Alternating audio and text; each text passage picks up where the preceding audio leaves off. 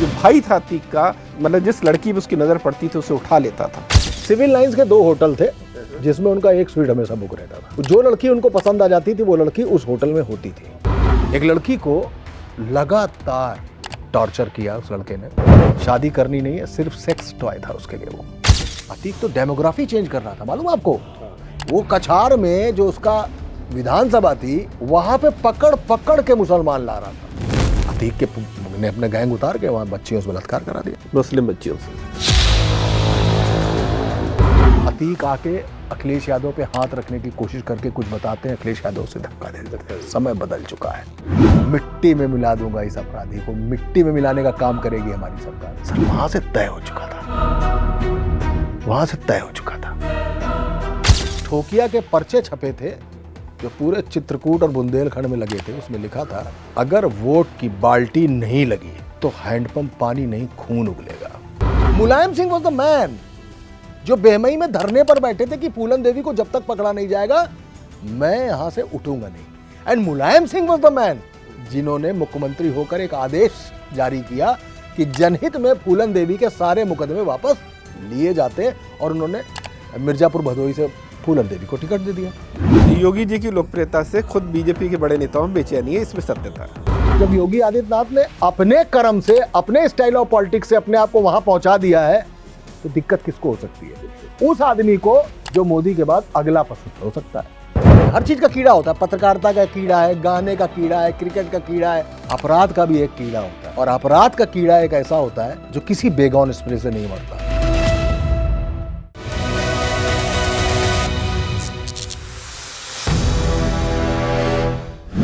दोस्तों, हिंदी में एक शब्द है बहुमुखी प्रतिभा के धनी। ये शब्द मुझे लगता है कि कई बार बहुत नाजायज इस्तेमाल भी होता है, लेकिन आज लाइव हिंदुस्तान पॉडकास्ट में जो हमारे मेहमान हैं वो सही मायनों में इस शब्द पर खरे उतरते हैं। जी हाँ, ये 30 सालों तक टीवी में रहे, संपादक के पद पर पहुंचे, आज किताबें लिख रहे हैं, वेब सीरीज का लेखन कर रहे हैं, गाते भी बहुत अच्छा है। और अतीक पर, जी हाँ, अतीक पर इन्होंने एक नॉवल लिखा, उससे जुड़े इन्होंने कई पॉडकास्ट भी किए।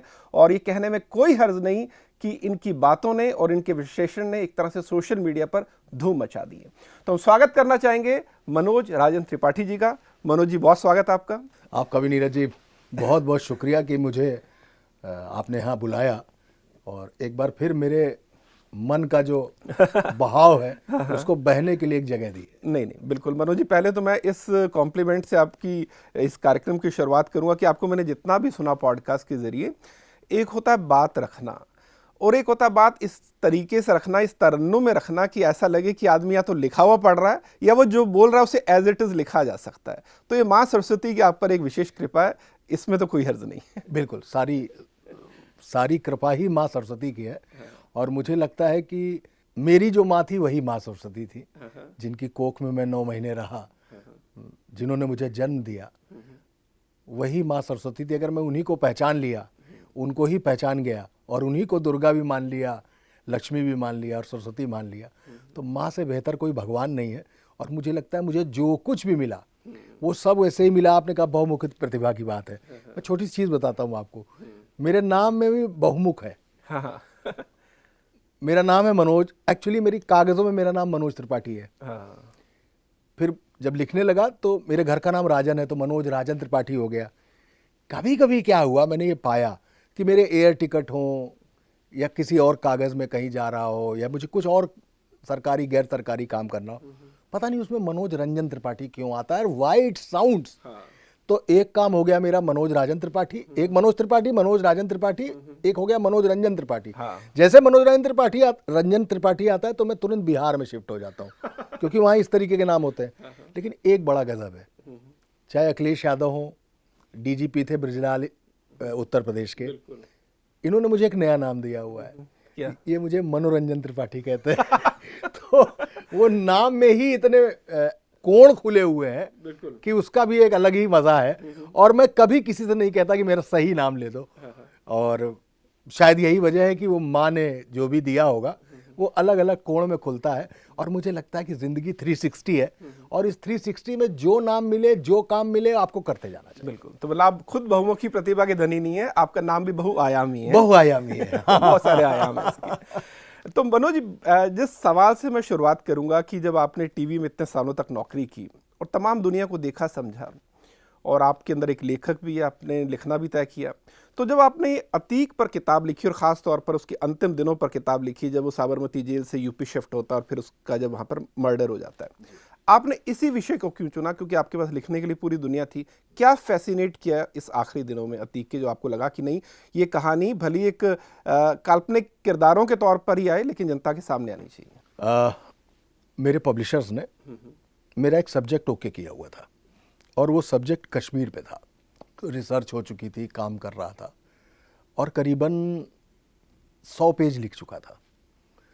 फिर अचानक मेरे संग एक बात आई कि मैं एक टोल से निकल रहा था, तो टोल में एक ट्रक गुजर रहा था। उस ट्रक में भगवान शंकर का एक गाना चल रहा था, एक भजन चल रहा था। तो अचानक मुझे याद आया कि यार मेरी बनारस वाली कहानी तो अभी रही गई है। तो अब शंकर जी आ गए एकदम से, और ये आपको जिंदगी में मिलता है, बस कैसे कैच करना है ये एक अलग बात। मैंने आके अगले दिन पब्लिशर से बात की, मैंने कहा बनारस वाली स्टोरी पहले लिखते हैं। उसकी कुछ मुझे टाइमलाइन टुडे एलिमेंट समझ में आ रहे थे। मुझे लगा कि चुनाव आने वाले हैं, पहले इसको कर दिया जाए, बनारस अलग इम्पैक्ट देता है चीज़ों में। वो कर रहा था, अचानक एक दिन बैठा हुआ था, सट से टीवी पे लाइव देख लिया कि अतीक मार दिया गया। तो सबसे बड़ी बात यह है नीरज जी, अगर आप गौर करें, आप भी इतने दिनों तक टीवी रह चुके हैं, जैसे आरुषि मर्डर केस में उसके फादर को अदालत में पेश किया जा रहा था, एक लड़का आता है, मीडिया की भीड़ थी और चाकू मार देता है चेहरे पे, अगर आपको याद। बिल्कुल। ऐसे ही आपने देखा होगा कि अरविंद केजरीवाल पर काली स्याही फेंक दी गई, मीडिया की भीड़ थी, फेंक दी गई। आप टीवी के आदमी, आप समझ सकते हैं कि वो कैमरामैन या तो ओबी तक आएगा या स्टूडियो आएगा, इंजेस्ट कराएगा और फिर वो लाइव होगा, चाहे वो अरविंद केजरीवाल की स्याही हो या आरुषि के पिता जो थे मिस्टर तलवार, उनको चाकू मारने वाली बात हो। ये लाइव था, डेफर्ड नहीं था। डेफर्ड नहीं था। मैंने कहा लाइव मर्डर रात में इतने बजे, कैसे किसी चैनल को ये बात मालूम है कि इस समय लाइव होना चाहिए? कैसे किसी सिस्टम को ये बात मालूम हो कि ये लाइव होना चाहिए? क्योंकि हमारे पास 100 फोन आते हैं। योगी जी भाषण दे रहे हैं, लाइव काट लीजिए। मायावती की रैली चल रही है, लाइव काट लीजिए। अखिलेश यादव की प्रेस कॉन्फ्रेंस शुरू हो गई है, लाइव काट लीजिए। ये हमारे पास इंफॉर्मेशन डिपार्टमेंट से फोन आते हैं, सीएम ऑफिसर से फोन आते हैं कि ये करिए। कुछ तो था इतनी रात में। खैर, तो मैंने वो लाइव देखा और लाइव देखने में मुझे दो चीजें नजर आ रही। पहला, वो लाइव है, नंबर एक, डेफर्ड नहीं है। दूसरा, वो जो पिस्टल का घोड़ा दबा रहे हैं, तो उस पिस्टल से एक बार घोड़ा दबाने पे एक गोली नहीं चल रही है, कई गोली चल रही है, ऑटोमेटिक पिस्टल है। तीसरी बात, वो जय श्री राम का नारा लगाते हैं। चौथी बात, पुलिस खड़ी है लेकिन होल्स्टर पर हाथ किसी का नहीं जा रहा है, सब लोग उनको पीछे से पकड़ रहे हैं और वो अपने आप सरेंडर कर रहे हैं। किसी भी व्यक्ति को, और खासकर अगर वो पत्रकार है और वो समझदार पत्रकार है, तो ये चीजें समझ में आती कि ऐसा क्यों हो रहा है। मैं आपको सच बताऊं, चूंकि मैं लिखना और रिसर्च करना, मुझे ये नहीं मालूम होता है कि मान लीजिए मैं आपके बारे में पढ़ रहा हूं और आपके बारे में अचानक मुझे समझ में आया कि एक बार आप बनारस गए थे, तो ये मेरा अपना एक सिस्टम है दिमाग का कि मैं आपके बारे में पढ़ना छोड़ दूंगा। फिर एकदम से मैं, आप जो बनारस गए थे तो क्यों गए थे और क्या किया आपने, मैं इस पर देखना शुरू करता हूं। ये मेरी आदत है। तो जैसे ही मैंने अतीक का मर्डर देखा, अतीक और अशरफ दोनों का मर्डर देखा, मुझे तुरंत अफगानिस्तान याद आ गया, क्योंकि अफगानिस्तान में लॉयन ऑफ पंजशीर थे, अहमद शाह। अहमद शाह पंजशीर पर तालिबान का कब्जा होने नहीं दे रहे थे, और जब वो कब्जा नहीं होने दे रहे थे तो अचानक एक विदेशी चैनल ने उनका इंटरव्यू प्लान किया। उसका क्रू आया, कैमरामैन था, रिपोर्टर था, सब आए, इंटरव्यू चल रहा था, और ड्यूरिंग इंटरव्यू अचानक तीनों ने अपने अपने बटन दबाए और सब ब्लास्ट हो गए। यानी they all were suicide bombers, Taliban के स्पॉन्सर्ड सुसाइड बॉम्बर थे वो। तो पत्रकार थे, अहमद शाह को मारना था उनको। आइए फिट करते हैं स्टोरी अतीक पे। पत्रकार थे, तीनों पत्रकार के उसमें आए थे। कैमरा था, बैग था, ट्राइपॉड था, सब कुछ था, माइक था, बूम माइक भी था, माइक भी लगाया जा रहा था। उन्होंने उस दिन नहीं लगाया, जबकि उसी दिन 2 बार मर्डर की प्लानिंग हुई है। 2 बार उसी दिन हुई। वो अरे 5 मिनट के अंदर, 5-7 मिनट के अंदर 2 बार प्लानिंग हुई है। ये सारी चीजों ने मुझे पागल कर दिया। मैंने रात में 3 बजे अपने पब्लिशर को मैसेज किया कि I want to change my story again. उन्होंने अगले दिन खैर फोन हुआ उनसे, मैंने कहा अतीक पे करना है। तो उन्होंने पूछा ठीक है, अतीक मार दिया गया, क्या अतीक? तो मैंने कहा नहीं, अतीक पे नहीं लिखना, अतीक पे नहीं लिखना, ये मर्डर कैसा है इस पर लिखना है। And I need 30 to 45 days for research. मैं कई जगह जाना चाहता हूँ, सब करना चाहता हूँ। वहां से ये आइडिया आया, क्योंकि मैंने लाइव मर्डर नहीं देखा कभी, मैंने कभी वो नहीं देखा कि वैसे तो एनकाउंटर अपनी आंखों के सामने देखा है, एनकाउंटर आंखों के सामने देखा है। स्टोरी अफगानिस्तान से मैच कर रही थी, स्टाइल ऑफ मर्डर अफगानिस्तान से मैच कर रहा था, ऑटोमेटिक वेपन था, नॉर्मल सरेंडर था और पुलिस कुछ नहीं कर रही थी। ये सब मुझे शक पैदा करा रहे हैं, मैं इसको देखना चाहता हूँ। ये तरीका था उस कहानी का। हाँ, तो फिर जो आपने रिसर्च की, आपने कहा कि मुझे 30-40 दिन चाहिए, तो उस रिसर्च की कड़ियाँ कैसे आपस में जुड़ी और आखिर में कड़ी कहाँ तक पहुंची? देखिए, सबसे पहला ये था, ये लड़के कौन है। क्योंकि माफ कीजिए, आप जवाब इससे पहले दें, क्योंकि अभी तक जो आपने पहला जवाब दिया वो ये स्थापित करता है कि कहीं ना सब कुछ स्टेट्स था, प्लान्ड था। उस प्लान में कहीं ना कहीं सरकारी मशीनरी भी शामिल थी। आप कह रहे हैं कि पुलिस उस तरह से कोई एक्शन नहीं ले रही है, वो बड़े आराम से गोली चला रहे हैं और बड़े नज़दीक से चला रहे हैं। फिर फ़ोन भी आता है चैनल्स के बाद कि लाइव लेना है, जबकि रात को अगर 12 या 12:30 बजे अगर वो निकले हैं, यही वक्त रहा होगा, तो अगर वो आधे घंटे बाद भी चला जाता तो रात को 12 बजे जाकर लोग चेक तो नहीं कर रहे हैं कि वो अभी 12 बजे क्यों गया, 12:30 क्यों नहीं गया। तो मतलब लाइव अगर जाए ये चीज़, ये भी किसी का इंटेंशन तो रहा होगा। तो ये सारी चीज़ें किसी ना किसी प्लानिंग की तरफ की सिस्टम इसमें शामिल था। देखिए, अगर इस पूरी चीज को आप समझेंगे तो मैंने सबसे पहले रीच किया वेपन की तरफ। ये वेपन कहां से आया? तो जब वो वेपन सामने आया तो उसका नाम था जिगैना। अब ये जिगैना पिस्टल जो है, ये 9.5 लाख रुपए की होती है। इन 3 लड़कों की सारी खोजबीन मैं कर चुका था। कुल मिला के 54 चोर थे, लतीहर थे, फटेहाल थे। इतना नहीं था कि वो 9,000 रुपए का ताज होटल की 2 चाय या मतलब खैनी भी किसी से मांग के खा सकते हैं, ठीक है। उनके पास 9.5 लाख कहां से आएंगे? इसको रीच करते करते करते करते मुझे पंजाब पहुंचना पड़ा।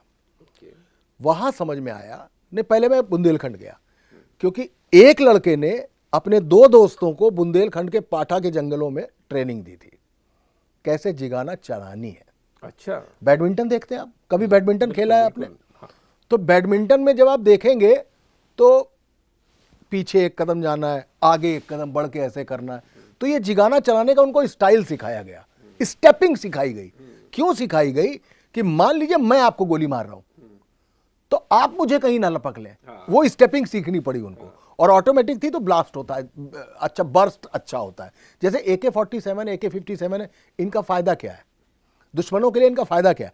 जब ये कॉक मारी जाती है, घोड़ा दबाया जाता है, तो ये चलता है उसका ब्लड।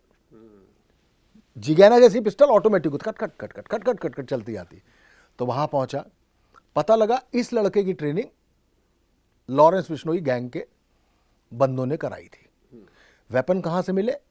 ये जिगैना, फिर एक बार बता देता हूं, ये जिगैना टर्की में बनती है। बिल्कुल। टर्की से ये अजरबैजान आई है, अजरबैजान से ईरान आई है, ईरान से पाकिस्तान पहुंची है, और पाकिस्तान से ड्रोन ड्रॉपिंग करके पंजाब के गुरदासपुर गांव में गिराई गई।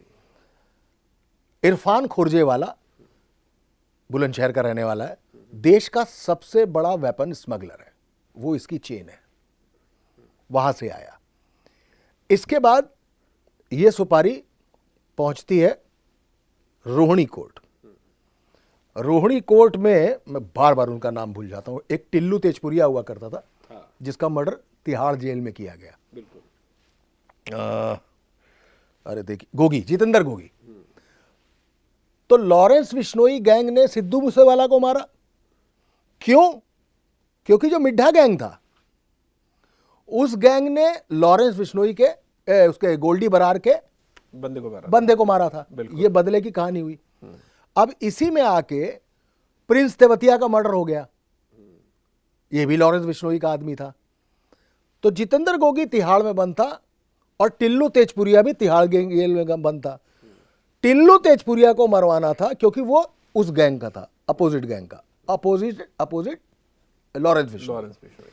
इसके लिए इस लड़के को लगाया गया गैंग के साथ, लेकिन उस तारीख पर वो नहीं आया। और जिस तारीख पर ये आया जितेंद्र गोगी, आपको याद होगा रोहिणी कोर्ट में वकीलों के भेष में शूटर्स आए और जितेंद्र गोगी को मार गए। तो Jitendra Gogi was the man जिसने इनको पैसा, सुपारी और जिगैना सप्लाई किया था। अब जितेंद्र गोगी का मर जाना जानते हैं क्या है? पूरी चेन ब्रेक हो गई कि जितेंद्र गोगी को ये कहां से मिले थे। Getting my point? सही बात है। ये जितेंद्र गोगी को कहां से मिला था, ये सबसे बड़ी बात है। हाँ, बाकी पॉलिटिकली आपको बता दूं तो मतलब वो भी सबूत मिटाने की कार्रवाई थी? नहीं, वो सबूत मिटाने की कार्रवाई नहीं थी, वो एक्सीडेंटल कार्रवाई थी।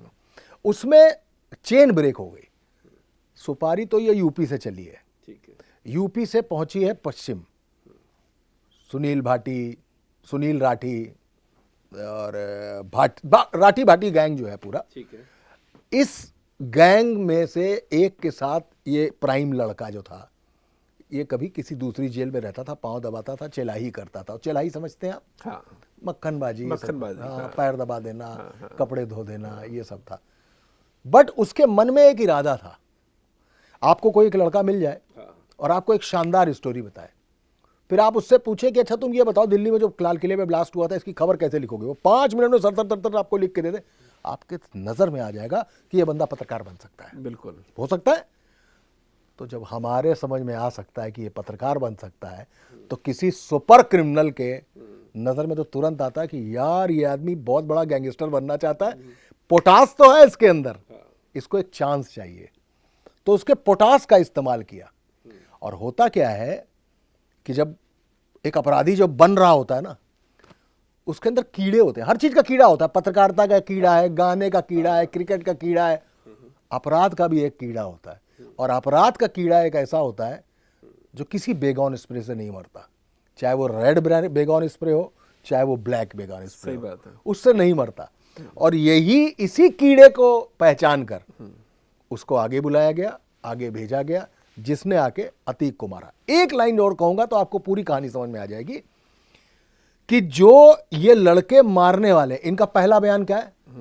मैं बड़ा क्रिमिनल, मैं बड़ा डॉन बनना चाहता था, इसलिए मैंने मार दिया। तो डॉन कैसे बनोगे? बड़े बदमाश को मार दो, बड़े डॉन को मार दो, सुपर डॉन बन जाओ। सही बात। तो उसने अतीक को मारा, ये उसकी थ्योरी है। अतीक भी तो ऐसे ही था। हाँ। चांद बाबा का चेला था, बाबा, उसी को मारा उसने चांद बाबा को मारा। उस समय रंगबाज थे। हाँ। तब डॉन नहीं होता था कोई। उस समय उसने इलाहाबाद के सबसे बड़े रंगबाज को मारा और खुद सबसे बड़ा डॉन बन गया।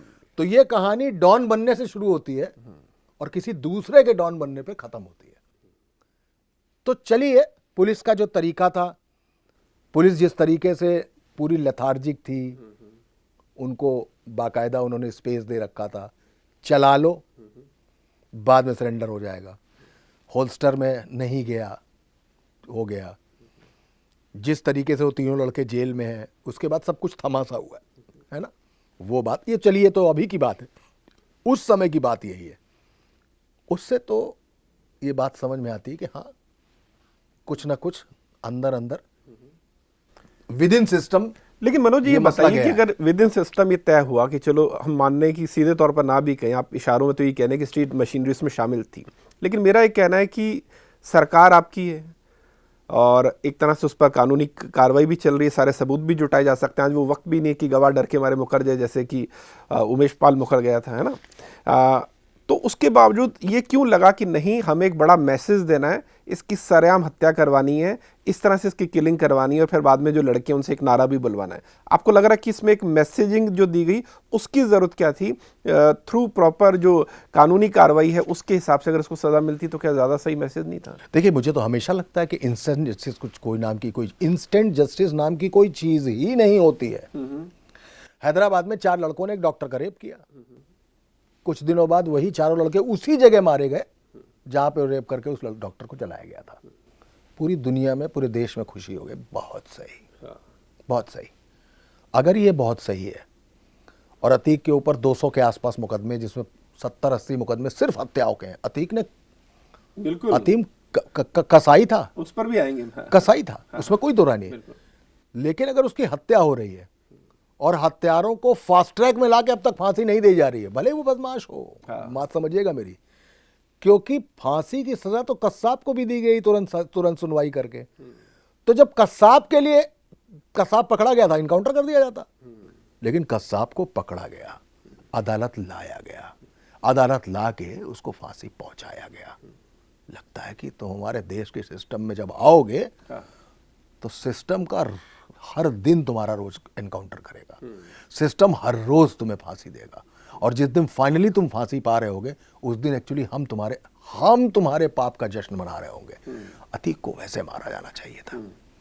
नहीं, लेकिन मनोज जी, इसमें एक जो चीज मुझे लगती है ना, जैसे लोग कहते हैं कि पोएटिक जस्टिस भी है, कि एक टाइम अतीक का खौफ इतना था कि 11 जजों ने सुनवाई नहीं की, है ना, क्योंकि उनको डर था।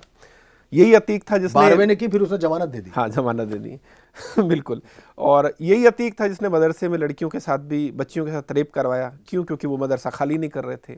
फिर लोगों ने कहा कि जो शख्स खुद सारी जिंदगी कानून को मैनिपुलेट करता रहा अपनी धौंस से, अपनी दबक से, अगर उसको किसी तरह से अगर मारा भी जा रहा है तो फिर आपकी हमदर्दी एक आतंकी अपराधी को लेकर क्यों है? तो एक पॉइंट ऑफ व्यू ये भी है। ये पॉइंट ऑफ व्यू है। हाँ, तो फूलन देवी कैसे बनी थी सांसद? अतीक अहमद नहीं। और दूसरा इसमें जो सेकंड पॉइंट मैं ऐड करूं, जो एक चिंता दूसरे सिस्टम की भी रहती है, भले वो शिव प्रकाश शुक्ला का मामला हो, जब उन्होंने कल्याण सिंह को लेकर फिरौती ली 6 करोड़ और बाद में उनका भी एनकाउंटर हुआ। अतीक के केस में एक बात ये भी कही जाती है कि जब उसके बेटे की हत्या की गई तब उसने इस तरह से कुछ बात की जो कि इंटरसेप्ट भी हुई कि इनकी सरकार हमेशा तो नहीं रहेगी, हम बाहर आएंगे और हम बदला लेंगे। जो अपराधी इतना बड़ा हो, जिसके पास 20-25 साल की अपनी आपराधिक एक लेगेसी हो, उसको लेकर चिंता ये भी तो रहती है यार, इस आदमी को काबू नहीं कर सकते और ये अंदर रहकर भी चीजें मैनिपुलेट कर सकता है, कुछ भी कर सकता है, तो हम इंतजार क्यों करें कि कुछ और नुकसान करे, तो इसका इस तरह से इसको ठिकाने लगाया जाए। देखिए, आपने श्री प्रकाश शुक्ला का जो नाम लिया है, हाँ। तो श्री प्रकाश शुक्ला एक अपराधी था, ठीक है, बिल्कुल, बेसिकली हरिशंकर तिवारी का चेला था, ठीक है। बात शुरू होती है रेलवे के ठेकों से, उसमें शाही का मर्डर होता है दिन दहाड़े, बिल्कुल, ठीक है। लेकिन कल्याण सिंह की गवर्नमेंट थी, एक मैसेजिंग आई कि मुख्यमंत्री की हत्या करेगा श्री प्रकाश शुक्ला, ठीक है। एसटीएफ बनाई गई, एसटीएफ का गठन ही वहीं पे हुआ, बिल्कुल, ठीक। टीम बनी और टीम ने श्री प्रकाश शुक्ला को मार गिराया। अगर ये एसटीएफ नहीं बनती, अगर 2-4 साल और गुजर गए होते तो श्री प्रकाश शुक्ला क्या हो गया होता? वो भी नेता बन गया होता। बस यहीं से शुरू करिएगा। अतीक अहमद जिस दिन तक अपराधी था, आपने कहा ना, अपराधी की लेगेसी, अपराध की लेगेसी, उसकी तो पॉलिटिकल लेगेसी हो चुकी थी साहब। हाँ। कौन है? मायावती ने उनकी पत्नी को टिकट दे दिया मेयर का। अतीक अहमद को अपना दल से लेके मुलायम सिंह तक ने टिकट दे दिया। ये वही अतीक अहमद है जिसके 1 वोट से परमाणु संधि के दौरान केंद्र की गिरती हुई मनमोहन सरकार को 1 वोट देके बचाया गया। हाँ। कौन था? और क्या ब्रजेश सिंह भाजपा में नहीं है? नहीं है क्या? बिल्कुल। क्या भाजपा ने कभी किसी पे हाथ नहीं रखा है क्या? रखा है। तो अपराधी को तो वहीं रोकना था ना जहां श्री प्रकाश को रोका गया था। तो अगर किसी अतीक को वहां रोक दिया गया होता, किसी मुख्तार को वहां रोक दिया होगा, किसी रिजवान जहीर को रोक दिया गया होता, किसी मुन्ना बजरंगी को रोक दिया गया होता, किसी संजीव महेश्वरी को रोक दिया गया होता, किसी फूलन देवी को रोक दिया गया होता, किसी ददुआ के भाई और बेटे को रोक दिया गया होता, तो कभी पॉलिटिक्स का अपराधीकरण होता क्या? ये राजनीति और अपराध जब आपस में शादी करते हैं ना साहब, तो जो बच्चा पैदा होता है, उससे जो संतान पैदा होती है, वो क्रिमिनल पॉलिटिक्स होता है। हाँ, लेकिन मनोज जी, इसमें जो एक थोड़ा सा डिसएग्रीमेंट तो नहीं कहूंगा, लेकिन अरे दूसरी बात डिसएग्रीमेंट करिए। हाँ, कि आपने कहा कि रोक दिया होता। अब रोकने की जिम्मेदारी तो ऑब्वियसली पुलिस पर है, स्टेट पर है, लेकिन अगर राजनीतिक दबाव है तो पुलिस भी क्या करेगी? इसका सबसे बड़ा एग्जाम्पल तो मुख्तार अंसारी वाला है। जब उनकी यहाँ से कार्रवाई मिली और शैलेंद्र सिंह ने कार्रवाई की तो बेचारों पर उल्टा उन पर कार्रवाई हो गई, है ना? तो अब आप मैसेज क्या दे रहे हैं कि आप तो अपराधी का हौसला बुलंद कर रहे हैं ना। जब अतीक के कुत्ते से मुलायम सिंह वहां पर हाथ मिलाते हैं और अखबारों में फोटो छपती है, तो मैसेजिंग तो सभी को जाती है ना। तो फिर पुलिस की क्या हैसियत या क्या हिम्मत है? यहाँ पर विक्रम सिंह जी भी आए थे, फॉर्मर डीजीपी, उनके खिलाफ भी एक अनुशासनहीनता की कार्रवाई की गई। क्यों? क्योंकि उनके तेवर भी ऐसे थे, उन्होंने, वो पहले ऐसे आदमी थे जिन्होंने चैलेंज किया इन लोगों को। तो जब पुलिस महकमा ये देखता है कि यार अगर जब तक हमें राजनीतिज्ञों का जो आशीर्वाद नहीं मिलता या उनसे हरी झंडी नहीं मिलती, तो हमारी हैसियत क्या है कि हम कार्रवाई करेंगे, तो फिर रोकेगा कौन? ऐसा है नीरज जी, जब विक्रम सिंह डीजीपी थे, विक्रम सिंह साहब मेरे बहुत अच्छे परिचित हैं। आए थे हमारे, हमने उनसे भी उनको बातचीत बड़ा की थी। भाई मानता हूँ। लेकिन जब विक्रम सिंह साहब डीजीपी थे, तब त्रिभुवन सिंह ने टहलते हुए गाड़ी से उतरा और एसटीएफ में जाके अपना सरेंडर कर दिया था। ठीक है साहब। तो बहुत सारी चीजें देखनी पड़ती हैं। कभी एम फैक्टर देखना पड़ता है, कभी टी सीरीज देखनी पड़ती है, कभी ब्राह्मण देखना पड़ता है, कभी कुर्मी देखना पड़ता है, सब कुछ चलता है। देखिए, अगर आप किसी सोनेलाल पटेल की बात करेंगे या किसी मुलायम सिंह की बात करेंगे या किसी भारतीय जनता पार्टी की बात करेंगे या बहुजन समाज पार्टी में मायावती की बात करेंगे, तो ये बात पर्सनलाइज हो जाती है। आप पॉलिटिक्स पर बात करिए। ये राजनीति ही तो मकड़ी है, जाला तो यही बुनती है। हाँ। इसमें आके जब खून चूसने वाला मच्छर या कोई अपराधी फंसता है, उसको सफेद चोला पहनाया जाता है, खद्दर पहनाया जाता है, बुर्राक एकदम, और वो विधायक होता है।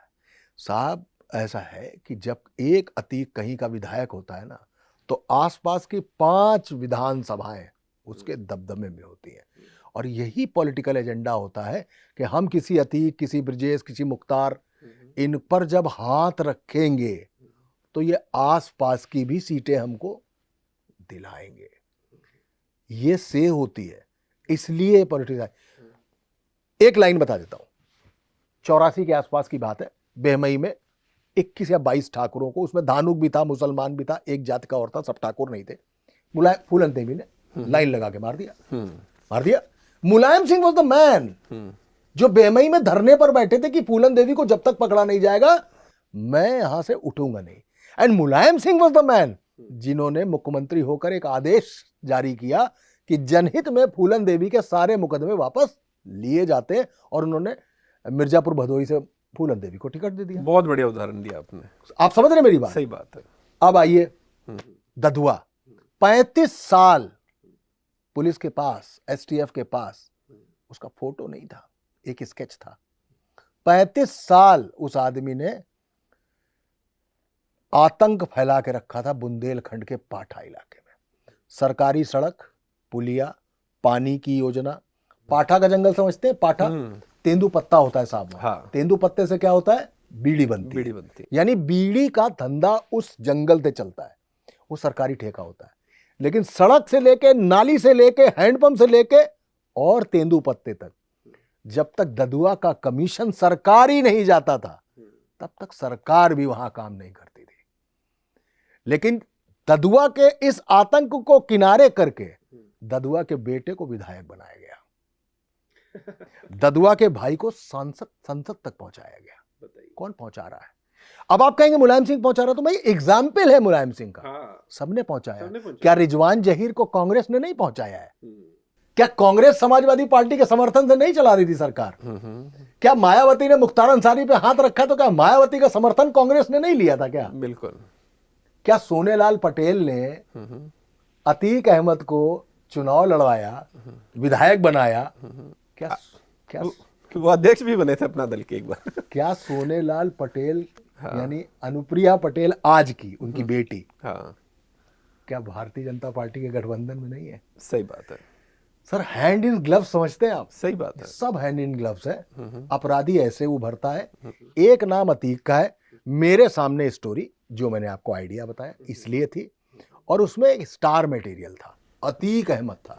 अच्छा, एक चीज मैं भूल गया, दोनों भाइयों की हथकड़ी लगी थी। ये भी मेरे एक सोचने का पॉइंट था कि हथकड़ी क्यों लगा दी दोनों को एक साथ। होता क्या है, मैं आपको बड़ी एक चीज बताता हूं। जैसे किसी पे खतरा हो ना, तो सुरक्षा ये कहती है कि जब आप किसी समारोह में जाए, जैसे शादी हो गई या किसी के यहाँ कोई ओपनिंग सेरेमनी है या कोई ऐसा फंक्शन जहां 100 से ज्यादा की भीड़ हो, 50 से ज्यादा की भीड़ हो, आप गाड़ी, हम सब की आदत होती है, हम गाड़ी ऐसे लाते हैं, दीवार की तरफ मुंह करके खड़ी कर देते हैं और लौटते समय बैक करके चलते हैं। बिल्कुल। मॉरल और बेसिक आइडिया क्या है? जिनको खतरा होता है उनकी गाड़ी ऐसे लाई जाती है, बैक की जाती है, फिर यूं की जाती है, सीधे टेल की तरफ से, डिग्गी की तरफ से खड़ी की जाती है। हाँ। ताकि कोई खतरा है तो गाड़ी सीधे भाग जाए। हाँ। और उनकी सिक्योरिटी को यह मालूम होता है कि हम ऐसा रास्ता देखेंगे जिसके आगे कोई हिंड्रेंस ना हो, कोई स्कूटर ना खड़ा हो, कोई गाड़ी ना खड़ी हो। सही बात है। ठीक, ऐसे ही बहुत सारी ताकीदें की जाती हैं। अगर अतीक था और अतीक जेल से आया था, सुप्रीम कोर्ट में मसला चल रहा था, अंडरटेकिंग थी, कोई कातिल कैसे मार गया उसको? उसके चारों तरफ सुरक्षा का किला होना चाहिए था। और वो भी वो न्यायिक हिरासत में था, तो पुलिस की जिम्मेदारी और ज्यादा थी। पुलिस हिरासत में भी नहीं था। नहीं, वो न्यायिक हिरासत में था उस वक्त। हाँ। ठीक। हाँ। तो वो होना चाहिए थी सुरक्षा। उसकी सुरक्षा किसी की भी हो, एक आम आदमी की हो। हाँ। अपनी सुरक्षा ही से तो उमेश पाल डरा ना। सही बात है। तभी तो सरेंडर कर गया अतीक के सामने और उसी का चेला हो गया, जबकि राजू पाल का दोस्त था। तो ये सिस्टम इस तरीके से लोगों को बनाता है। और गमला और मिट्टी वो पॉलिटिक्स है, इसमें पौधे उगते रहते हैं, वो अपराधी है, वो अपराधी है। तो दोष अपराधी का है, क्योंकि अपराधी का पूरा वर्ग अलग होना चाहिए, पॉलिटिक्स अलग होनी चाहिए। लेकिन पॉलिटिक्स का अपराधी के बिना और अपराधी का पॉलिटिक्स के बिना काम बिल्कुल चलता नहीं है। बिल्कुल। लेकिन मनोज जी, एक चीज जो हैरान करती है ना, ये तो हम समझते हैं कि 90-80 के दौर में जब अपराधियों को ये समझ आया, माफियाओं को समझ आया कि हम नेताओं के लिए काम करने के बजाय अगर खुद हम नेता क्यों ना बन जाए, विधायक बन जाए, तो ज्यादा बेहतर है। इस तरह से हमें संरक्षण भी मिलेगा। और हुआ भी। श्री प्रकाश शुक्ला ने गलती ये की कि उसने इस चीज को रियलाइज नहीं किया, वो सिर्फ अपराध करता रह गया। और अतीक खुद विधायक बन गए, मुख्तार खुद विधायक बन गए, तो तभी वो इतना टाइम सर्वाइव भी किए। मेरा सवाल ये है कि अगर किसी राजनीतिक पार्टी को लगता है कि देखिए इस अपराधी की हमें ज़रूरत है, ये पैसा भी ला देगा, बाहुबल भी है, इसका 5-6 सीटों पर असर भी है, ज़रूरत समझना किसी की एक अलग बात है, लेकिन उसको इतना लेवरेज दे देना, जैसे कि अतीक को अपने वक्त में था कि उसने पुलिस वालों तक की हत्या कर दी। पुलिस वाले और खुद मुख्यमंत्री गुहार लगा रहे हैं, एक पुलिस वाला उसके कब्जे में था कि इसको छोड़ दो। नोएडा में अथॉरिटी के यहाँ पर सीईओ के घर पर तोड़फोड़ की क्योंकि उसको कुछ ज़मीन नहीं मिल रही थी, अतीक को, है ना। सोनिया गांधी की जमीन कब्जा, सोनिया गांधी के रिश्तेदार की जमीन उन्होंने कब्जा कर ली। सोनिया गांधी ने रिक्वेस्ट की, फिर उन्होंने छोड़ी। ये तो मतलब इंतहा हो गई ना। मेरी जो हैरानी आज भी हुई है कि किसी की जरूरत समझना, किसको साथ रख लेते हैं, थोड़ा बहुत इसको कुछ फायदा दे देते हैं ये, और किसी आदमी को अराजक होने की छूट दे देना कि वो कहीं भी कत्ल कर रहा है। उसका जो भाई था अतीक का, कहते हैं कि वो मतलब जिस लड़की पे उसकी नजर पड़ती थी उसे उठा लेता था, और सिस्टम को ये बात पता होती थी। मतलब ये तो निकृष्टतम रूप हो गया ना लोकतंत्र का। इससे ज्यादा लोकतंत्र क्या गिरेगा? ये बात बड़ी शर्मसार करती है। एक छोटा सा उदाहरण देता हूं। ददुआ को अमिताभ यश जो इस समय एसटीएफ के हेड है, उन्होंने मारा। हाँ। ददुआ का ऑपरेशन उन्होंने किया और बड़ा ब्रेवली हैंडल किया उन्होंने, और ददुआ 35 साल बाद मारा गया। मायावती की गवर्नमेंट थी। ददुआ का चेला था, उसका नाम समथिंग, वो डॉक्टर लिखता था अपने आगे, डॉक्टर फलाना पटेल करके, नाम भूल गया, पर उसका जो प्रचलित नाम था वो था ठोकिया। वो ददुआ समझदार था और कुर्मियों को एक साथ करके चलता। देखिए वो जो उसके भाई या बेटे को संसद और विधानसभा तक भेजा गया है, हाँ हाँ, मुलायम सिंह द्वारा, उसकी वजह वो कुर्मी वोट है, वोट पे। हाँ वोट है। तो वो ऑपरेशन हुआ, अमिताभ यश ने बहुत अच्छे ढंग से ऑपरेशन किया। उसका भाई था ठोकिया। जब ये टीम लौट रही थी ददुआ का ऑपरेशन करके, उसी वक्त ठोकिया ने घात लगा, एम्बुश करके पूरी टीम पर हमला कर दिया। तो मेरे ख्याल से अगर मैं गलत नहीं हूं तो 8-10 लोग उस पुलिस वाले उसमें मारे गए। हाँ। ये ददुआ के मरने के 2-4 दिन के बाद की बात है। टीम लौट रही थी, जंगलों में थी। बिल्कुल बिल्कुल। ठोकिया था सर, बैलेट था। उस ठोकिया की मां का नाम था पियरिया देवी। पियरिया देवी को किसने टिकट दिया चुनाव लड़ने का मालूम है आपको? राष्ट्रीय लोक दल ने, अजीत सिंह ने। चुनाव चिन्ह था हैंडपंप, और ठोकिया के पर्चे छपे थे जो पूरे चित्रकूट और बुंदेलखंड में लगे थे। उसमें लिखा था कि अगर वोट की बाल्टी नहीं लगी तो हैंडपंप पानी नहीं खून उबलेगा। पता ही जीती नहीं एक अलग बात है, लेकिन फूलन तो जीत चुकी थी। सीमा परिहार को भी दे चुके थे टिकट, मुलायम सिंह मिर्जापुर भदोही से, सीमा परिहार भी, वो सब पूरा डकैत गैंग है पूरा। तो ये आप जो कह रहे हैं ना हैरानी होती है, हाँ। इसमें हैरान होने की कोई बात ही नहीं है। ये सिस्टम है, ये सिस्टम का इस्तेमाल किया जाता है। इस सिस्टम में कोई जयंत मेहरोत्रा भी आते हैं जो टोपाज ब्लेड के मालिक हुआ करते थे। तो वो चूंकि टोपाज ब्लेड के मालिक थे, उनके अंदर पॉलिटिकल एम्बिशंस थे, उन्होंने कहीं से काशीराम जी को पकड़ा तो उनको पहुंचाया गया सदन तक। पैसा, पावर किस तरीके से आता है? तो पॉलिटिकल पावर हो या ब्यूरोक्रेटिक पावर हो या आपके पास अपराध की पावर हो। तो ये सिस्टम है। अब ये सिस्टम आगे आने वाले समय में, जिसको जेन जी आप कहते हैं, अल्फा तक आते आते अपने आप धीमे धीमे डिरेल होना शुरू करेगा, क्योंकि ये नई जनरेशन है। बिल्कुल। एक बार फिर से अतीक पे लौटते हैं। अभी भी जो कुछ सवालों के जवाब लोग ढूंढ रहे हैं, एक तो उनकी वाइफ कहाँ पर है और दूसरा गुड्डू मुस्लिम का भी पता नहीं। ये दो लोग तब से गायब हैं जब 15 अप्रैल 2023 को उसकी हत्या हुई थी। जो सिस्टम इतना सक्रिय, इतना सब कुछ, लाल किले में धमाका, वो हमने 5-7 दिनों में इतनी जानकारियां जुटा ली। शाइस्ता क्या इतनी ताकतवर थी, उसका इतना बड़ा नेटवर्क था कि वो गायब हो गई और 2.5 साल में उसका पता ही नहीं लगा। उमेश पाल की हत्या की मास्टरमाइंड है वो। हाँ। नामजद भी है, इसी नाम से नामजद है। तो कहां पर है वो? देखिए, लास्ट लोकेशन उसकी कौशाम्बी के पास थी। आपको बिल्कुल हॉर्सेस माउथ से विस्पर्स इन द कॉरिडोर बताता हूं। हाँ। और एक स्टेप पीछे जाता हूं। एक टीयूवी पलटी थी जिसमें विकास दुबे मारा गया था। बिल्कुल ठीक। एक जीप पलटी, विकास दुबे मार दिया गया। तभी हुआ था कि जब अतीक चल रहा था साबरमती में, तो टीवी वाले खबर चला रहे थे, क्या अतीक की वैन भी पलटेगी? हाँ। क्या? हाँ। मतलब मन था, मतलब आशंका नहीं थी, आकांक्षा थी। आकांक्षा थी कि पलट जाए। हाँ। तो मैं विकास दुबे का उदाहरण क्यों दे रहा हूं आपको? विकास दुबे के केस में एक लड़की थी, खुशी दुबे। विकास दुबे के गैंग का एक बंदा एनकाउंटर में मारा गया। उसमें से खुशी दुबे भी एक लड़की थी जिसकी शायद हफ्ते भर पहले शादी हुई थी, 2 दिन पहले हुई थी। उस खुशी दुबे को जेल भेज दिया गया। और खुशी दुबे को जेल भेजना योगी सरकार की गले की फांस बन गई कि वो निर्दोष है, महिला है, कम उम्र की है, 2 दिन पहले शादी हुई थी। उसको लेके अंदर ब्यूरोक्रेटिक बातचीत हुई कि हम इसमें अपने आप को थोड़ा सा हल्का रखेंगे ताकि इसको जमानत मिल जाए। महिला का एंगल काम करता है। ब्राह्मण वाला भी एंगल था। ब्राह्मण समझ विकास दुबे की हत्या के बाद एक वर्ग ये भी था जो कह रहा था नहीं सर, कर दिया। एक बात बताओ, वो विकास दुबे नहीं होता, वो वकील अहमद भी होता ना। अपराधी है। ब्राह्मण है तो ब्राह्मण की, वो सतीश चंद्र मिश्रा जो थे, उन्होंने विकास दुबे को लेकर ब्राह्मण की राजनीति की थी। गलत बात। अपराधी था। 9 पुलिस वाले मार देगा एम्बुश लगा के, केवल इसलिए कि तुम्हारे घर में छापा पड़ने, तुम्हारे, वही तो बात है। श्री प्रकाश के संग जो हुआ वही विकास दुबे के साथ हुआ, वो ठीक हुआ। हाँ। नहीं तो एक अतीक पैदा होता, एक मुख्तार पैदा होता।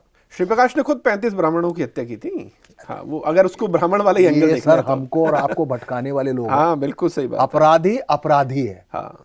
मैं कह रहा हूं, आपको पूरे मुकदमे गिना दूंगा अगर, तो अतीक अहमद ने मदरसा कांड कराया है। बताइए। किसका था मदरसा? मंदिर थोड़े न था। हाँ। बच्चियां कौन थी? मुसलमान थी। बिल्कुल।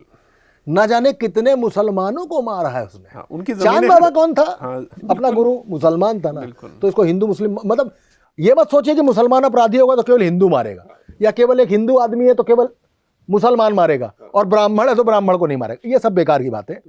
मैं खुशी दुबे में लौटता हूं। तो खुशी दुबे को लेके वो मसला हो गया, इसलिए शाइस्ता को पैसेज दिया गया। अब आता हूं विस्पर्स इन कॉरिडोर। ये बात आई तो कहा कि उसकी लोकेशन लेते रहो, जहां पे उसकी लोकेशन हो।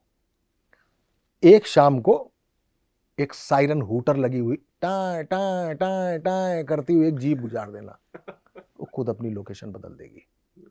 जब आपकी जेब में कट्टा होता है ना, तो किसी आदमी ने नेचुरली खाकी पैंट पहनी हो केवल, तो आदमी को लगता है पुलिस वाला, इसको मालूम है मेरे पास कट्टा है। सही बात। ये थ्योरी काम करती है और शाइस्ता ऐसे भाग रही है।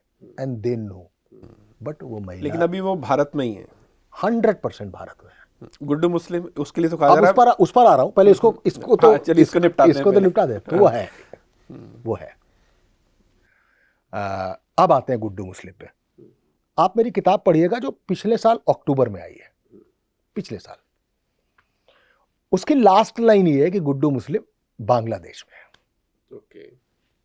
कब आई? लास्ट ईयर अक्टूबर में। कहां है गुड्डू मुस्लिम? बांग्लादेश में। अभी 6 महीने पहले बाकायदा खोज खबर छपी, सब अखबारों में छपी, पुलिस ने भी बताया कैसा कि गुड्डू मुस्लिम बांग्लादेश में था।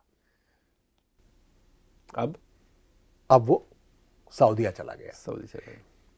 आप मेरी बात नहीं समझ रहे हैं। मैंने पिछले साल अक्टूबर में किताब 4 महीने पहले लिखी होगी, 4 महीने बाद छपी होगी, तब तक वो बांग्लादेश में था।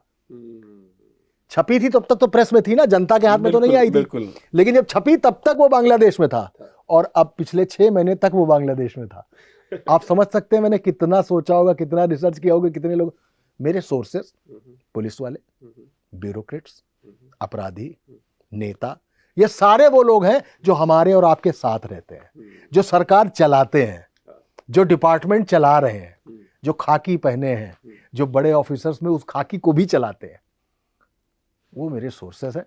तो शाइस्ता पर कुछ इंडिया ना में करने का कारण तो आपने बताया कि एक महिला है, बीच में शायद ये प्लानिंग भी थी कि बुलडोज किया जाए, फिर वो शायद प्लान पीछे कर दिया। आप पूछना चाहते हैं गुड्डू मुस्लिम क्यों? तो गुड्डू मुस्लिम को ये रियायत क्यों दी? और पहले तो ये बताइए कि क्या सच में अगर वो इतना घूम पा रहा है, इतना मोबाइल है, तो वो अपनी मर्जी से कर पा रहा है, या उस पर भी सायरन वाला ही मामला कि बेटा नजर तो है तुम पर, देखेंगे कब पकड़ना? क्या कारण है बताइए? मसला फर्क है। फर्क है। हाँ। चैनल में तो काम किया ही आपने। हाँ। मैं भी रिपोर्टर रहा हूं। तो कभी कभी क्या होता है कि मान लीजिए आप विक्रम सिंह हैं।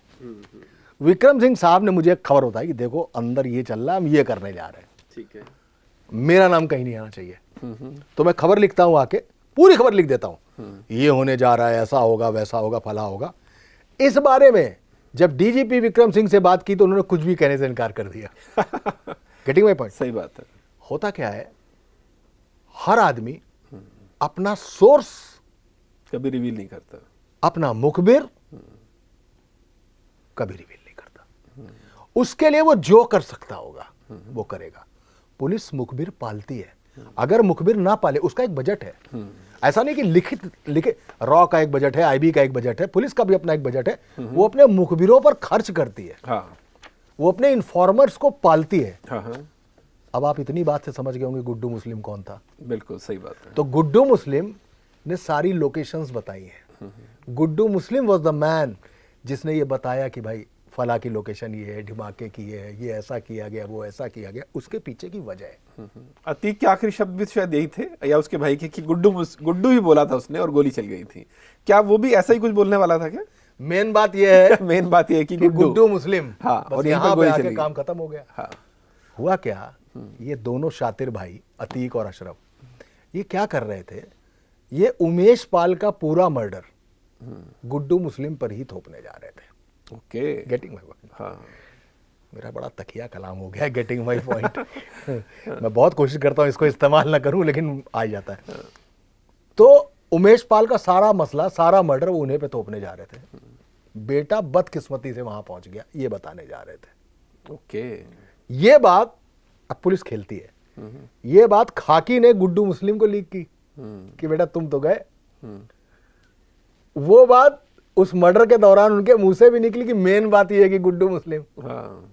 तो गुड्डू मुस्लिम लगातार सब इन्फॉर्म कर रहा था।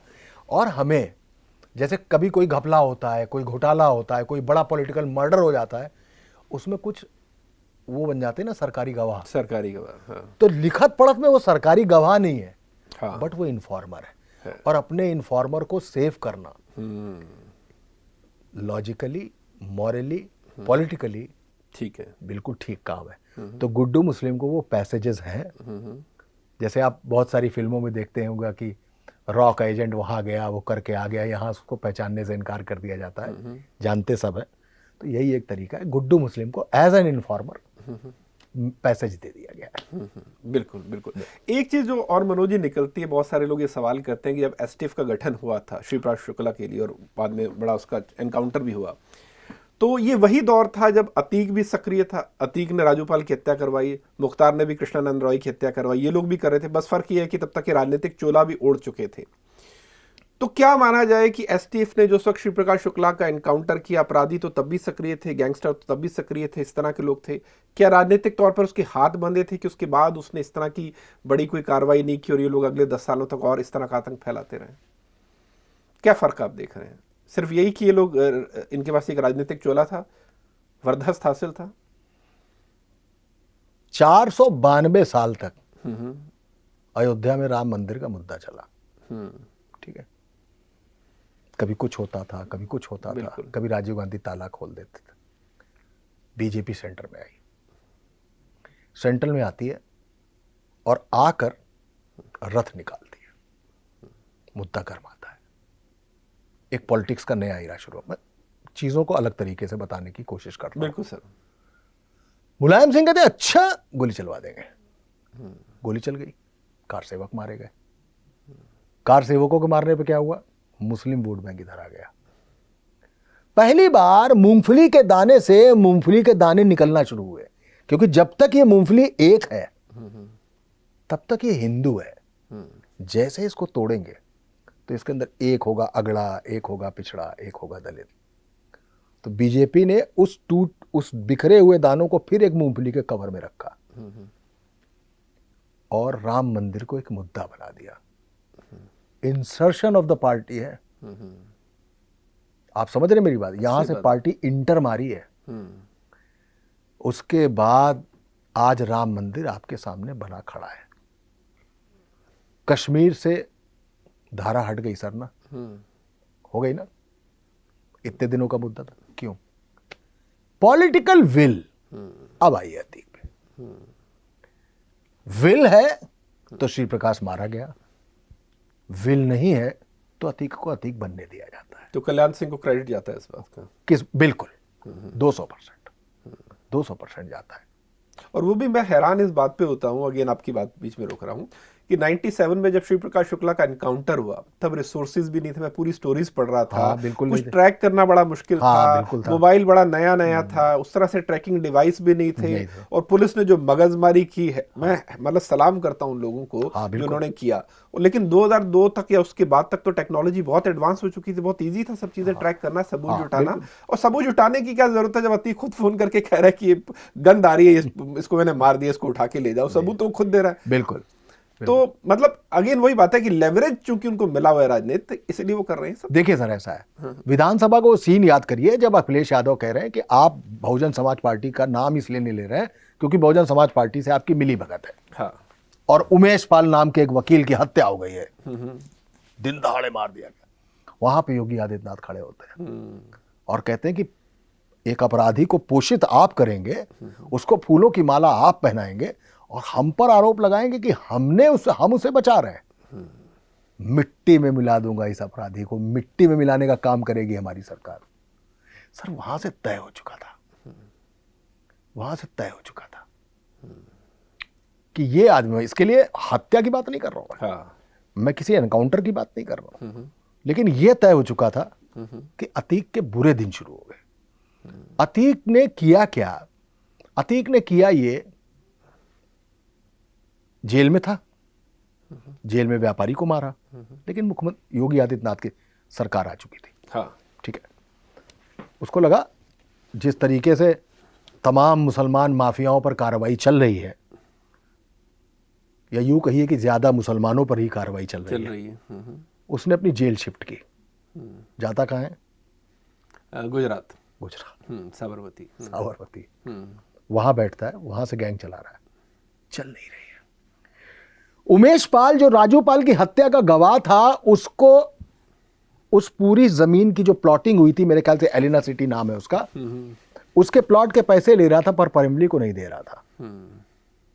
वो पैसा कई बार कहा, अतीक ने उससे फोन करके कहा कि पैसा दे दो शाइस्ता को।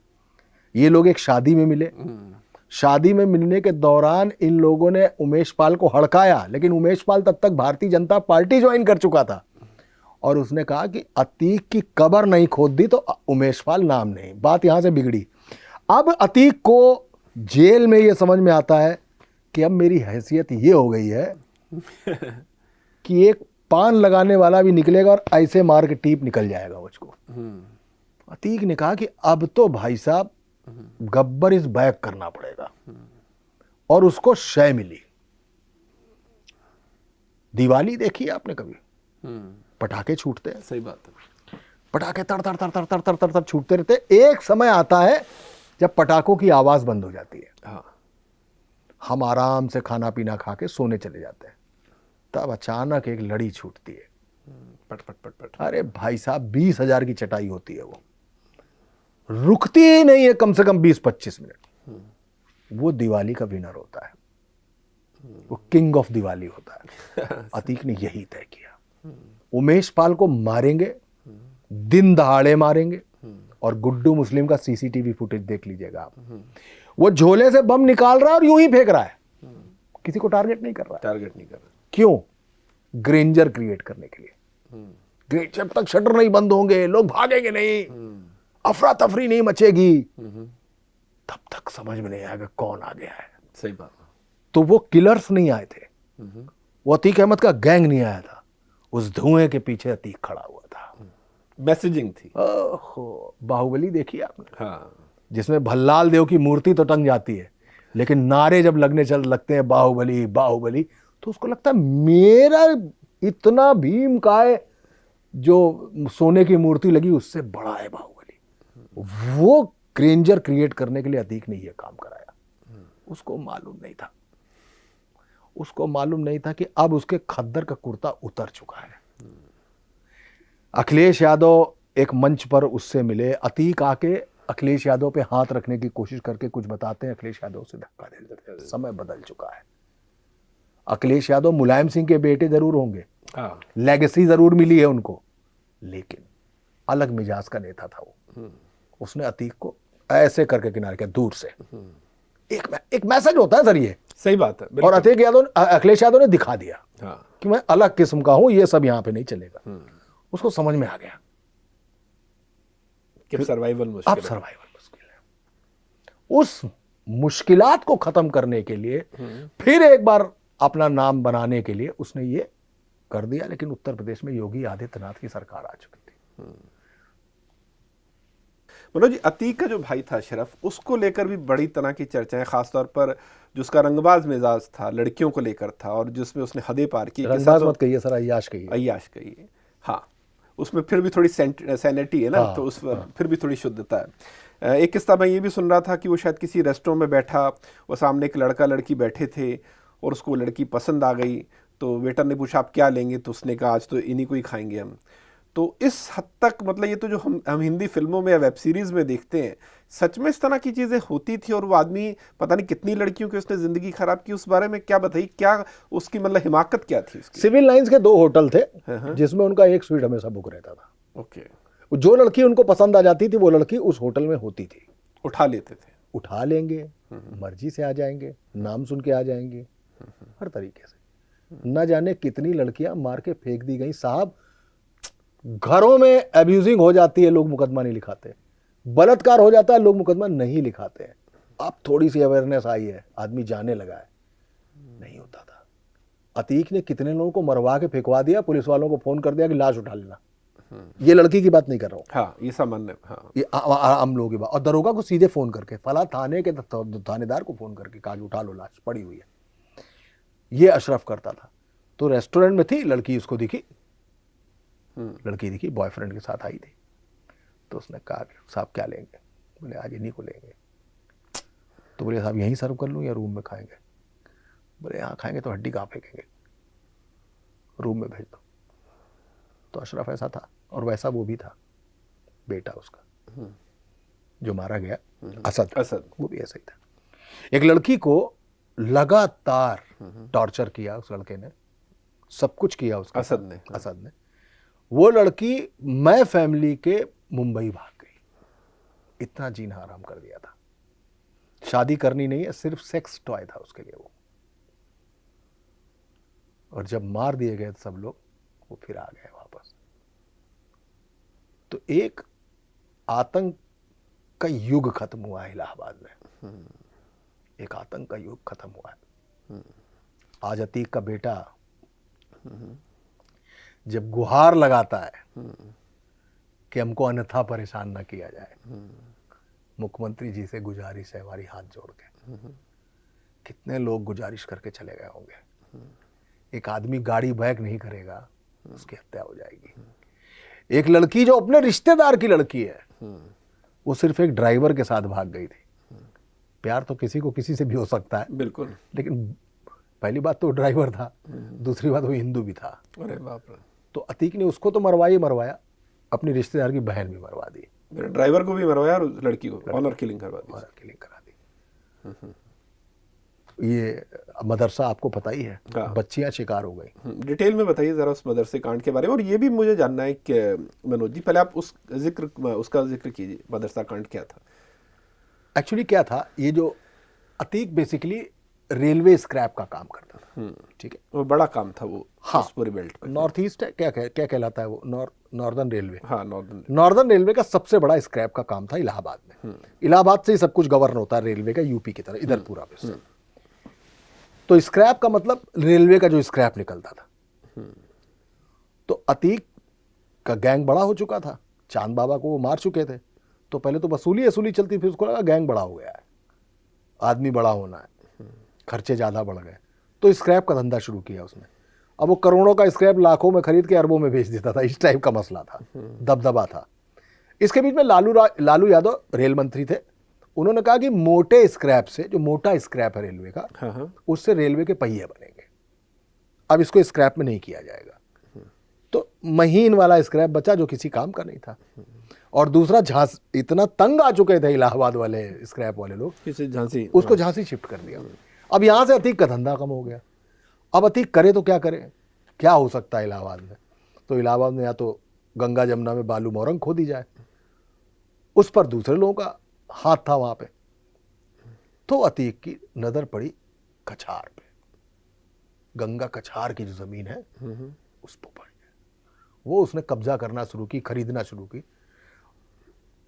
2 करोड़ की जमीन 20 लाख में।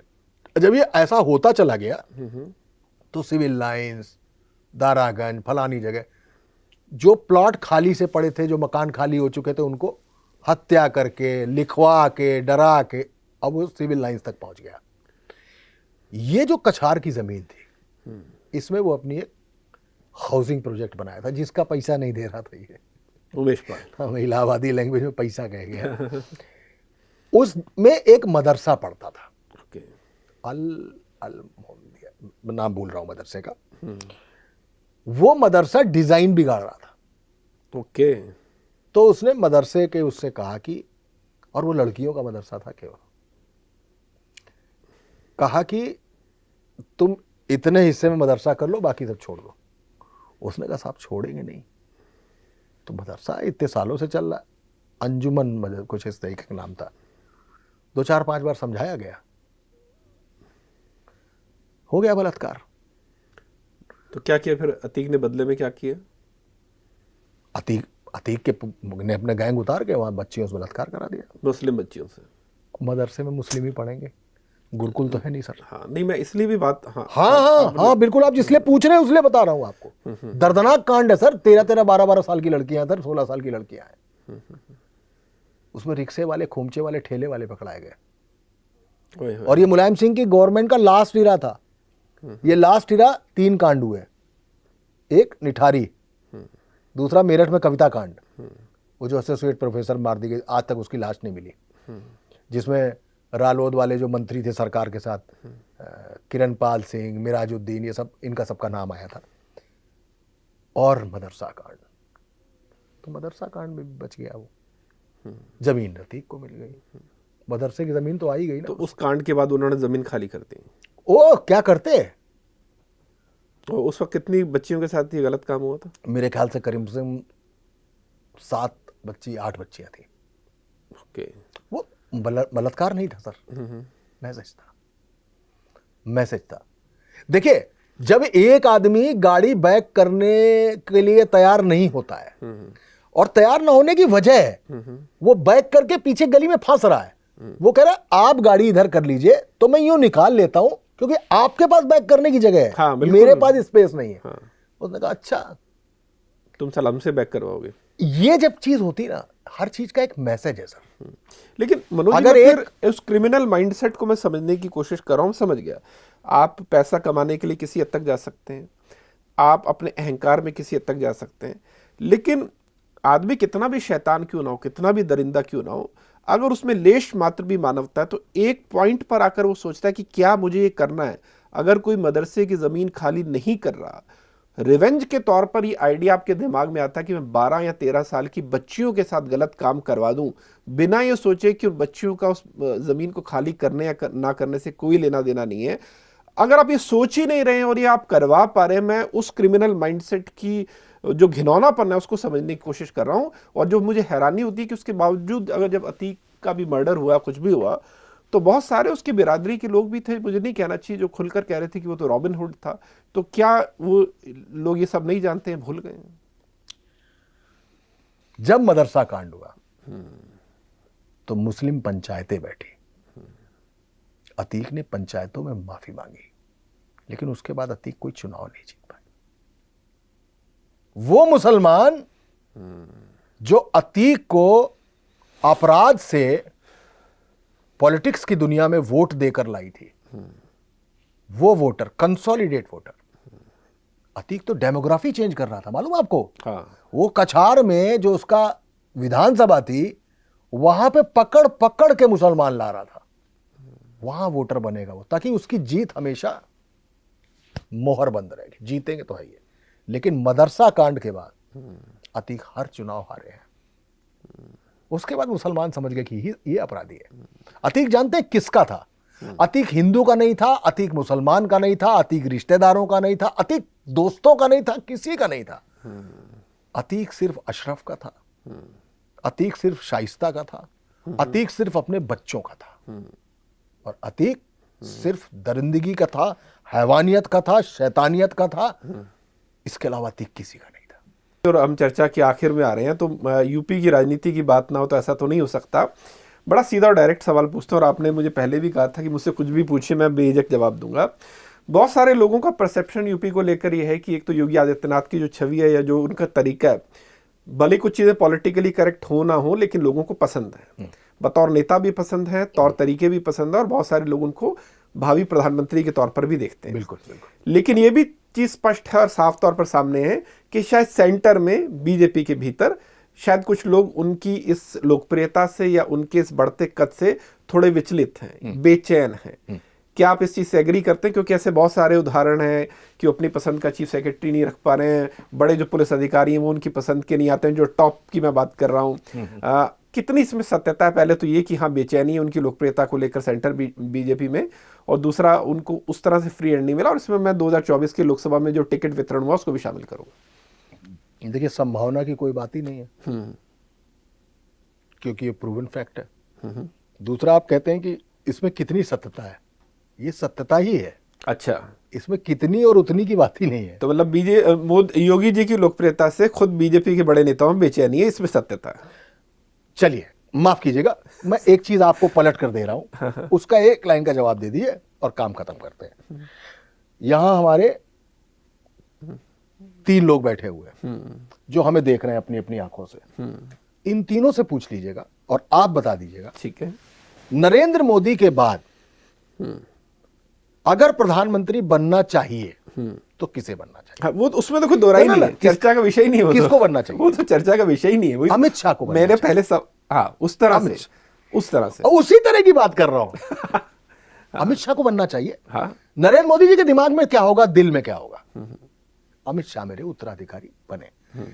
अब ये पार्टी तय करती है, और ये विश्व की सबसे बड़ी पार्टी है, और मैं तो पार्टी का कार्यकर्ता हूं, जो पार्टी कहेगी वो बनेगा। ये पब्लिक फोरम पर एक अलग फेस है, अंदर कुछ और चल रहा होता है। तो साहब, जो लोग गुर्बत, परेशानी और मुसीबत के दिनों के साथी हों, वो ये चाहते हैं। मनोज राजन त्रिपाठी जिस दिन किसी सिस्टम का हिस्सा बनते हैं, किसी चैनल या किसी अखबार के एडिटर बनते हैं, तो मेरी पहली चॉइस होती है कि पॉलिटिक्स के लिए, क्राइम के लिए, धमाके के लिए ये 4 रिपोर्टर्स बहुत अच्छे। मैं भाई भतीजे की बात नहीं कर रहा हूं। मैंने आज तक अपने 30 साल के करियर में अपने किसी पारिवारिक सदस्य को कोई भर्ती नहीं दी है, अगर वो टैलेंटेड नहीं है तो। मनोज जी थोड़ा इसको अपने और खुल के ही बात कर कि आप ये कह रहे हैं कि सेंटर में जो बीजेपी की लीडरशिप है उससे लगता है जो स्वाभाविक दावेदारी है वो मोदी के बाद अमित शाह की बनती है, लेकिन इधर योगी जी का कद इतना बढ़ गया चूंकि सोशल मीडिया का टाइम है, किसकी कितनी लोकप्रियता है इसको साबित करने की जरूरत नहीं, वो सबके सामने है। और वो जो स्वाभाविक तौर पर बढ़ती लोकप्रियता है उसने बीजेपी के बड़े नेताओं की ख्वाहिश पर एक तरह से पलीता लगा दिया, उस पर भारी पड़ गई है ना। तो मैं नेचुरल चॉइस की बात कर रहा था। तो अगर आप योगी जी की जो पहली गवर्नमेंट है योगी 1, हाँ, उसका आधी गवर्नमेंट गुजार दीजिए, शुरुआत के दिन गुजारी, मतलब 5 साल की गवर्नमेंट तो 2.5 साल गुजार दीजिए, ठीक है। तब तक तो योगी आदित्यनाथ नहीं थे ना, नहीं थे ना। तब तक देश यही सोच रहा था कि मोदी जिस दिन भी रिटायर होंगे अमित शाह प्रधानमंत्री बनेंगे, ठीक है। सिस्टम ने मुख्यमंत्री बनाया योगी आदित्यनाथ को। योगी आदित्यनाथ ने प्रूव कर दिया। अब देखिए, बहुत सारे चीफ रिपोर्टर ऐसे होते हैं जो चीफ रिपोर्टर बनने के बाद भी अपनी बीट नहीं छोड़ना चाहते ठीक है, सही बात है। तो अचानक, और बहुत सारे लोग कुछ लोगों को अपने करीब इसलिए नहीं आने देते कि यार ये आया नहीं कि मेरी कुर्सी खाई। हाँ। तो योगी जी का वो पूरा मसला छुपा हुआ था। अचानक योगी आदित्यनाथ ने, मैं छोटी सी चीज से शुरुआत करता हूं लास्ट की। योगी आदित्यनाथ मुख्यमंत्री घोषित ही नहीं हुए थे। हाँ। मनोज सिन्हा को प्रसाद मिल गया था और वो चल दिए थे मंदिर दर्शन करने मेरे। अच्छा, यहां तक बात पहुंच गई। मनोज सिन्हा घोषित हो चुके, मतलब हाँ। केवल बताया नहीं गया था, बाकी था। हाँ। तो मनोज सिन्हा का नाम चल रहा था, इन सब लोगों का नाम चल रहा था। मैं उस समय न्यूज़ 18 में एडिटर था, मेरे पास सारे नाम आ रहे थे। कुछ लोग मुझसे ऐसे कह रहे थे कि अरे इतने नाम चला रहे हो तो मेरा भी चला दो। अच्छा, तो मैंने वो भी नाम चला दी, क्या दिक्कत है। इसी दौरान मेरे पास एक बहुत बड़े ब्यूरोक्रेट का फोन आया। उन्होंने कहा सारी बातें किनारे करिए, योगी आदित्यनाथ मुख्यमंत्री होने जा रहे हैं, बहुत बड़ा है। अच्छा, और तब तक उनका नाम मेन स्ट्रीम में कहीं नहीं था, उनका नाम ही नहीं था। और उन केशव मौर्य मुख्यमंत्री, मतलब अगर मनोज सिन्हा नहीं होते तो केशव मौर्य होते, अध्यक्ष थे, थम्पिंग मेजॉरिटी से भाजपा को लाए थे उत्तर प्रदेश में वापस। तो क्या कहा उन्होंने ब्यूरोक्रेट ने? उन्होंने कोई नहीं, केशव मौर्य भी नहीं बन रहा, मनोज सिन्हा भी नहीं बन रहा है, योगी आदित्यनाथ बन रहे हैं। मैंने 2 मिनट का पॉज लिया, मैंने कहा नहीं इतनी जल्दी खबर नहीं चलाएंगे, ऐसा ना हो गलत हो जाए। फिर मेरे पास एक बहुत बड़े ठाकुर नेता का फोन आया। ठाकुर भी था और नेता भी बड़ा था और गंभीर आदमी था, ठीक है, पॉलिटिकली अवेयर, अपनी बातों में दम रखने वाला आदमी। और ये बीजेपी का ठाकुर नेता था? ये सब छोड़ दीजिए। अच्छा आज अभी भी आप सोर्स नहीं बता रहे थे सारे। उनका फोन आया। जब 2 ब्यूरोक्रेट्स और इस नेता का फोन मेरे पास आ गया, मैंने कहा अब कोई टाल नहीं सकता, मैंने खबर चलाओ, योगी आदित्यनाथ बनेंगे उत्तर प्रदेश के मुख्यमंत्री। अच्छा, समझिएगा, ये रिस्क नहीं था बहुत बड़ा? उसकी कोई दिक्कत नहीं। रिस्क तो सर ये भी था कि न्यूज़ 18 में थे, 64 बच्चे मर गए ऑक्सीजन से, मर गए, खबर चला दी। 1 मिनट बाद सरकार से फोन आ गया, अच्छा, कि खबर गिरा दीजिए। नहीं गिराई साहब। और किस साल की बात है? बस योगी आदित्यनाथ बने तो गोरखपुर में 64 बच्चे नहीं मरे ऑक्सीजन। बिल्कुल बिल्कुल बिल्कुल। तो खबर चलाई, नहीं हटाई सर, नहीं हटाएंगे, यही काम करने आए। चलिए, ये एक अलग चीज है। जैसे ही चला कि योगी आदित्यनाथ मुख्यमंत्री बनेगा और न्यूज़ 18 पे चल रहा है तो लोग उसको सीरियसली ले रहे, सीरियसली लेते हैं। बिल्कुल। बहुत सारे ब्यूरोक्रेट ऐसे हैं जो सारे देश की खबर सुन लेते हैं, लेकिन एक जमाना था जब ट्रिब्यून में वो खबर छप जाती थी तो सोचते थे ये सच है। तो न्यूज़ 18 की नॉर्थ इंडिया में, उत्तर प्रदेश में खासकर ये स्थिति है। न्यूज़ 18 ऐसे देखा जाता है, इतना सच माना जाता है। अरे अब तो बहुत सारा डीके हो गया, मतलब अब बहुत सारा पूरे मीडिया में ही अलग अलग तरीके की चीचा लेकर हो चुकी है, उस पर कभी फिर बात कर लेंगे। जैसे ही योगी आदित्यनाथ नाम मैं चलाता हूं, अचानक पूरे प्रदेश में स्लाटर हाउस जो थे वो बंद होने लगे हैं विद इन नो आवर्स। क्या बात कर रहे हैं? अचानक पूरे प्रदेश में पुलिस ने ऑपरेशन मजनू शुरू कर दिया। हाँ। कॉलेज के सामने, फला के सामने, ढिमाके के सामने छेड़छाड़ करते हुए सारे लड़कों को, आदमियों को अरेस्ट करना शुरू कर दिया। ये उस आदमी के नाम आने, जबकि पार्टी ने घोषित नहीं किया है, केवल मनोज राजेंद्र त्रिपाठी ने चलाया, ये तब हो गया। फिर उसका नाम पार्टी ने घोषित किया। समझिए क्या औरा लेके आया वो आदमी। उसके बाद उस आदमी ने 2.5 साल आराम से बैटिंग की। गोली चलाओगे तो गोली का जवाब गोली से मिलेगा, ठोकोगे किसी को तो ठोक देंगे। लाए तो अपना तेवर बताना शुरू किया। यहां तक योगी आदित्यनाथ थे जो संसद में कभी रोए थे। सही बात है। उसके बाद योगी आदित्यनाथ ने माफियाओं की लिस्ट बनाई, गुंडों की कार्रवाई शुरू की, बुलडोजर चलने लगा कि अगर किसी आदमी ने किसी लड़की के साथ, किसी बच्ची के साथ रेप किया तो वो आदमी तो जाएगा ही जाएगा, उसके आसपास की संपत्ति, उसका घर, उसका ये भी सब चौपट कर देंगे। क्या हो रहा है? मैसेज हो रहा है। मैं ये नहीं कह रहा हूं कि रेप और अपराध खत्म हो गया है, हाँ, नगण्य तो हो ही गया है। सही, नील तो अपराध कोई रोक ही नहीं सकता। हाँ, बिल्कुल नहीं रोक सकता। अभी मैं ही इंटरव्यू करते करते आपको गोली मार दूं तो मेरे दिमाग के बैलेटपन की बात है, पता नहीं क्यों मार दूं मैं आपको। तो इसको अपराध तो नहीं कहा जाएगा। अपराध तब होता है सर जब सड़क पे औरत चली जा रही हो और उसकी कोई चेन छीन ले जाए। जब आदमी चैन से सो रहा हो, अचानक चड्डी बनियान गैंग आपके घर में हमला कर दे, अब तक 8-10 घर लूट चुका हो, मार चुका हो, इसको लॉ एंड ऑर्डर की प्रॉब्लम बोलते हैं। वो तो नहीं होती है। हाफ एनकाउंटर नाम की पॉलिसी शुरू हुई उत्तर प्रदेश में, घुटने तोड़ देते हैं गोली मार के, काम खत्म। आप जिंदगी भर जॉन इब्राहिम बन के जो घूम रहे थे आप। तो ये सारी तो बड़ी अच्छी चीजें, फिर बेचैनी कहां पर ना, यही तो सुनने वाली बात है आपकी। यहां से योगी आदित्यनाथ हो गए, बाबा बुलडोजर हो गए। हाँ। और यहां से चैलेंज पहुंचा अमित शाह तक, कंटेंडर आ गया सामने। अब उत्तर प्रदेश की विधानसभा के अंदर 150 से ज्यादा भारतीय जनता पार्टी के विधायक अपनी ही पार्टी के खिलाफ विधानसभा के वेल में बैठ के आंदोलन करने लगते हैं, नारे लगाने लगते हैं अपनी ही सरकार के खिलाफ। किस मुद्दे पे? वो उनके काम नहीं हो रहे थे, अफसर काम नहीं कर रहे, ब्यूरोक्रेसी को लेकर। हरीश द्विवेदी जो बस्ती के सांसद हैं, वो बस्ती में धरने पर बैठ जाते हैं। सांसद बीजेपी की सरकार, डबल इंजन, ऊपर भी नीचे भी, क्योंकि कमिश्नर और डीएम उनके काम नहीं कर रहे। मिर्जापुर का सांसद, खरवार नाम था उनका, वो चिट्ठी लिखते हैं सरकार के खिलाफ। माहौल बनना शुरू होता है। लक्ष्मीकांत वाजपेयी जो उत्तर प्रदेश के तेज तर्रार अध्यक्ष थे, वर्तमान में उनको राज्यसभा भेजा गया है। उस बंदे की गाड़ी नहीं जाती है योगी आदित्यनाथ के कार्यक्रम में, पुलिस वाला रोक देता, नहीं यहां से आगे नहीं। श्रीकांत जो ऊर्जा मंत्री थे, श्रीकांत शर्मा, उनको ट्विटर पे लिखना पड़ता है कि ट्रैफिक की प्रॉब्लम, मथुरा की ट्रैफिक की प्रॉब्लम सॉल्व कर दी। प्रकाश द्विवेदी जो लगातार 2 बार से बुंदेलखंड बांदा का विधायक है, ट्रकों के चक्कर में एसडीएम उसकी ऐसी तैसी कर देता है। नहीं, आप जो मनोज जी बता रहे हैं, जनता को यहाँ क्लियर करना जरूरी है कि अगर अब उन्हीं की सरकार के विधायक, बीजेपी के विधायक या मंत्री शिकायत कर रहे हैं कि उनके अधिकारी सुन नहीं रहे हैं, तो उसके 2 पहलू हो सकते हैं। या तो वो जेन्युइन शिकायत कर रहे हैं कि लोग काम नहीं कर रहे हैं, या फिर इसका दूसरा पहलू ये हो सकता है कि जो भी सेंटर के कोटे की या जिनकी हमदर्दी या जो सेंटर के उकसावे पर कर रहे हैं, और योगी सरकार को पता है कि ये मंत्री कहाँ से लाए गए हैं और जानबूझ के उनके काम रोके जा रहे हैं, ताकि ये मैसेज दिया जा सके कि तुम मंत्री बिठा तो सकते हो, लेकिन अल्टीमेटली काम तो सरकार ही करेगी, हम ही करेंगे। क्या मैसेजिंग है इसमें? आपने बीच में सवाल पूछ लिया, मैं यहीं आ रहा था। तो इन सब लोगों के वन मैन शो हो गया। हाँ। यूपी में वन मैन शो हो गया।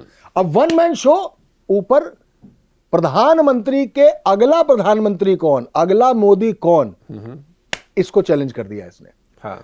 अब सेंट्रल के कोटे के बीसीओ मिनिस्टर हैं, चाहे शर्मा जी हो, ऊर्जा मंत्री, नगर विकास मंत्री, या अभी तक जितिन प्रसाद थे, अब हट गए, सेंट्रल चले गए, नितिन अग्रवाल हो गए, ब्रिजेश पाठक हो गए, केशव मौर्य हो गए। कहां होते हैं काम? अपने विभाग का एक डॉक्टर ट्रांसफर नहीं हो पाता है, नहीं होता, ट्रांसफर के सीजन में नहीं होता है। सबको रोक दिया। क्यों? तुम ऊपर से पावर लाए हो, हमारी पावर ये है, बना दो मंत्री, ब्यूरोक्रेट तो हमारा होगा। अब ऊपर से क्या होता है, जब तक योगी सरकार है, पिछली 2 बार की गवर्नमेंट है, योगी आदित्यनाथ अपने मन का डीजीपी और मुख्य सचिव नहीं बना पाए। अवनीश अवस्थी को मुख्य सचिव बनाना चाहते थे, उनको नहीं बनाया गया, और दुर्गा शंकर मिश्रा रिटायर जिस दिन हो गए थे उस दिन उनको एक्सटेंशन देके मुख्य सचिव बना दिया गया।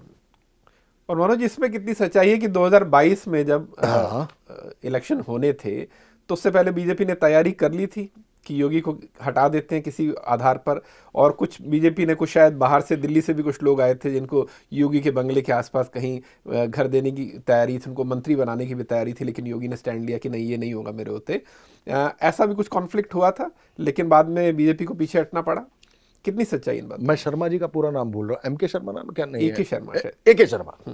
ए.के. शर्मा वो ब्यूरोक्रेट है जो नरेंद्र मोदी के बहुत करीबी थे। मैं नाम नहीं लेना चाह रहा था, खैर नहीं, ठीक है, उनका नाम लेने में कौन सी दिक्कत है। ठीक है। वो उत्तर प्रदेश में जब पहली सरकार में भेजे गए थे तो भेजा गया था इनको मंत्री बनाया जाएगा और गृह विभाग इनको दिया जाएगा, नहीं दिया गया। तो ये हुआ योगी आदित्यनाथ को हटाया जाए। दूसरी सरकार में ऊपर से कोटा फिक्स हो गया, नगर विकास भी उन्हीं के पास है, ऊर्जा भी उन्हीं के पास है। वो ऊर्जा मंत्री, कैबिनेट ऊर्जा मंत्री, मोदी का खास सेंटर दौरा भेजा गया, एक सब स्टेशन का मुआयना करने जाता है और उस सब स्टेशन की ही लाइट चली जाती है।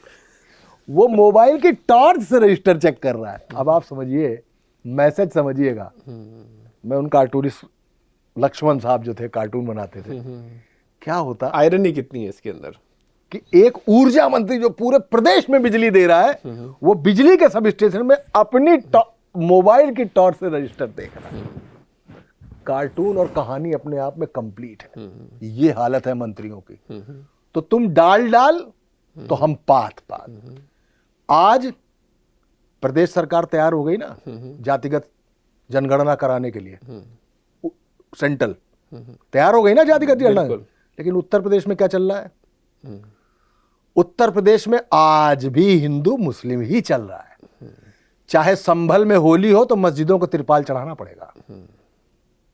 संभल में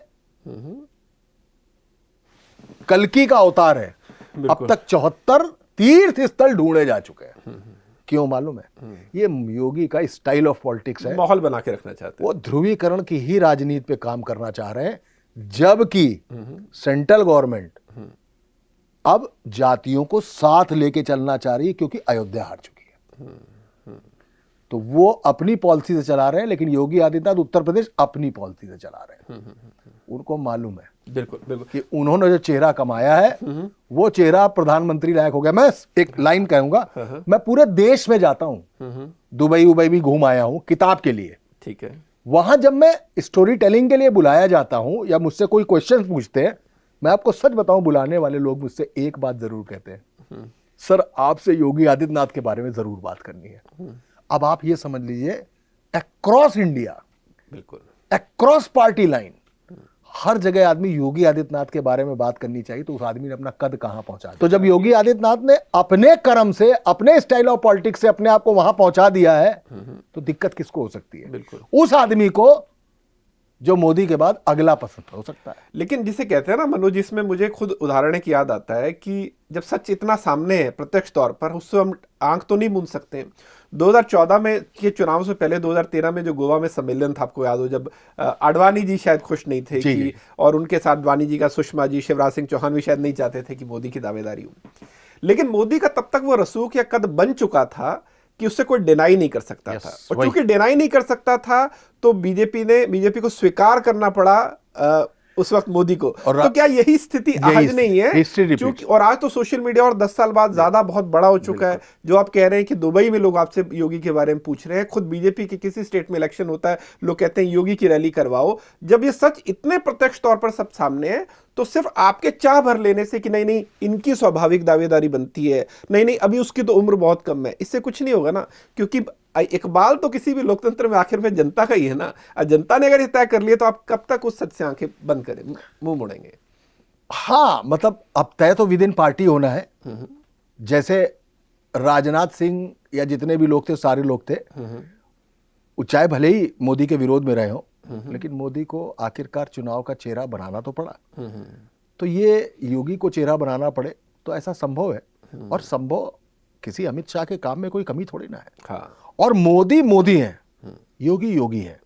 मोदी ने पूरे विश्व में जो फॉरेन पॉलिसीज हैं, जो दूसरे देशों से संबंध है, वो मोदी का कमाल है। हाँ। वो मोदी बनना और उत्तर प्रदेश में मुख्यमंत्री रहते हुए काम करके अपने आप को प्रधानमंत्री फेस बनाना, दोनों में फर्क, इसमें जमीन आसमान का फर्क है। वो बनना अभी बाकी है।